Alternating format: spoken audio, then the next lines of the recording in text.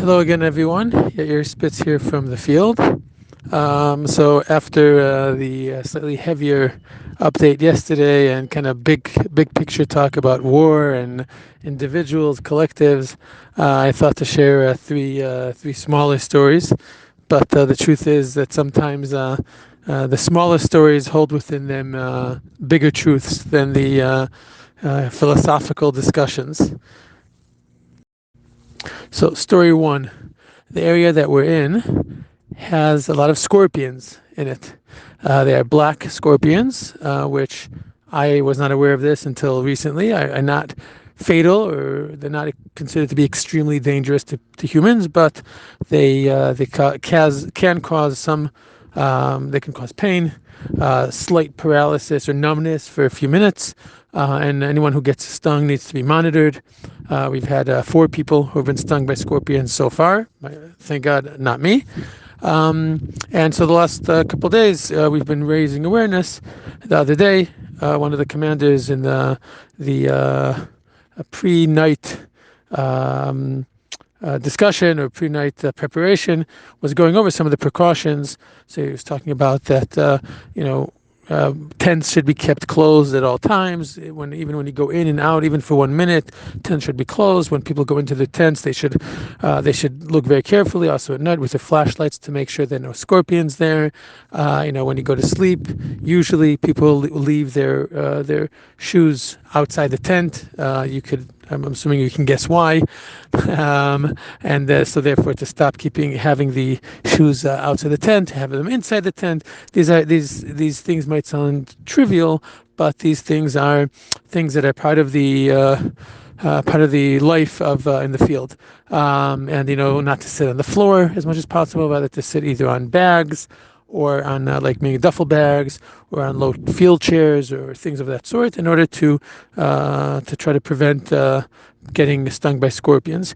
And then he took them about 3 or 4 minutes to discuss that, and then he went on to come and say, and he spent the next about 4 or 5 minutes discussing whether or not we should or should not kill scorpions that we see. And he basically said we need to remember we've invaded their habitat. They're not invading our habitat, and therefore, as a general rule, he personally feels that we should not step on or kill the scorpions. And what he does is he finds a piece of cardboard or something to pick them up and to take them a little further away and to toss them into the field. And he said, but I understand. And then he went on to say he personally feels that he does not feel it's his role to. He said I didn't bring them into this world, and therefore I don't feel it's my job to take them out of this world. He says, but I understand if other people here feel differently, considering the fact that people are nervous and scared, and therefore. Regretfully, I understand if that's what you choose to do. He says, but I personally feel it's not my job to kill this living being. I'm very sensitive to that.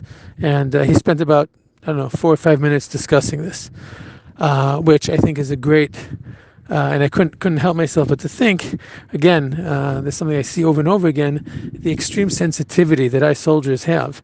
And this is a commander who, 2 hours later, was leading us in a charge, in drills of how to charge the field if, God forbid, our area is threatened, and giving us commands about where to aim our weapons and and where to shoot and how to shoot if there's a need for that. And it's the same exact personality. And as I've said before, it reminds me that the prototype soldier in Am Yisrael is this David HaMelech type personality, who on the one hand has a tremendous sensitivity to life and to nature around them, but at the same time, when called upon and when necessary, knows how to be the toughest and the strongest on the field for the sake of protecting Am Yisrael. So to be able to see that and experience that right in front of my eyes with people that I'm serving with, and just I'm not even sure if this is why this is important, but this is someone who grew up in a religious home.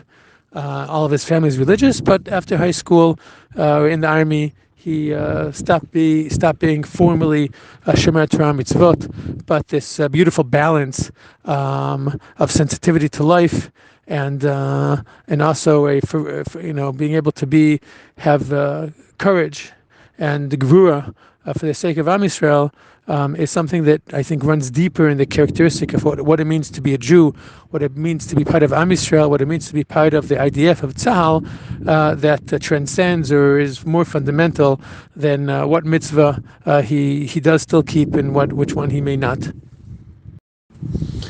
Story 2. So we've been in Miluim now, and called up for the war for already 2.5 weeks, and suddenly last night some new guy shows up to our small unit, which is the all the medics and the rabbinical unit, I guess call it. And we were told that another medic is coming, so he shows up. We start asking him what the story is, where he was until now. He says, well, turns out he's 43, which is above the age of mandatory reserve duty. And he said that he originally was a combat medic, and at some point about 15 years ago, he had a severe injury, not army related, just severe injury in his shoulder, and he was released against his will, released from reserve duty, and he was exempt from reserve duty all these years. But then when the war broke out, he felt that he couldn't sit on the sidelines and just watch what was happening, and he contacted. He said that there's a WhatsApp group that has on it a civilian WhatsApp group that was made by people who knew that there's thousands of people who are interested in volunteering to the army, who have army background, but for whatever reason are not being called up. And they know that there are hundreds of units that are in need of soldiers with all kinds of different backgrounds and training. It says in the army, it doesn't have the ability to necessarily make all those connections. So there's a WhatsApp group that some people with military background started in order to try to do this to do shidduchin between people who have army background and training and want to volunteer, and army units themselves. And he says based on that, he had a form, he filled in all of his information, all of his qualifications, his army service, and based on that they matched him up with our platoon that was in need with a medic who was also a armored personnel carrier driver, because that's something very specific that's hard to find that we were missing. And then once that shidduch was made, the people who are behind this face, the WhatsApp group, passed it on to their contact in the army, and very quickly he ended up coming to us. And I had no idea this initiative was going on, and suddenly he shows up, and he's a tremendous, great addition to our platoon, because he has a very, very serious combat background. Very serious guy, 43 years old.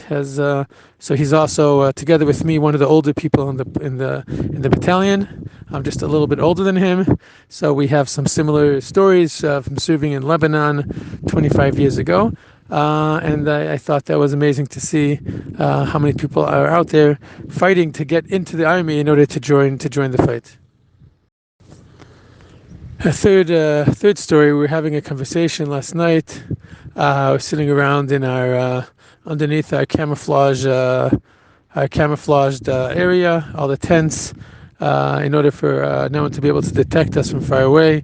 So all the tents are underneath camouflage, these huge camouflage nets. Don't worry, none of this is secretive, confidential information.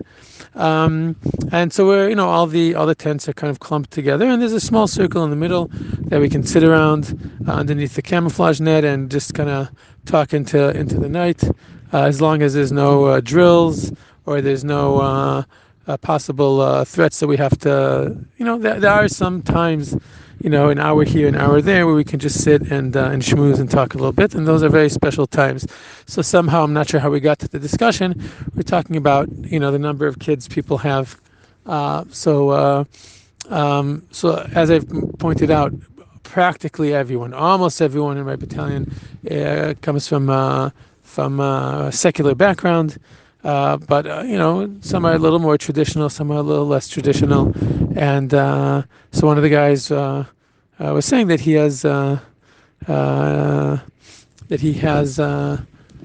4 kids under the age of 5. He has twins who are 5 years old, another the 2 sons who are 5 years old, another son who is 4 years old, who he mentioned. He told me that the third son, what his bris was on the birthday of the twins, and then he has another son who is I think he said 1.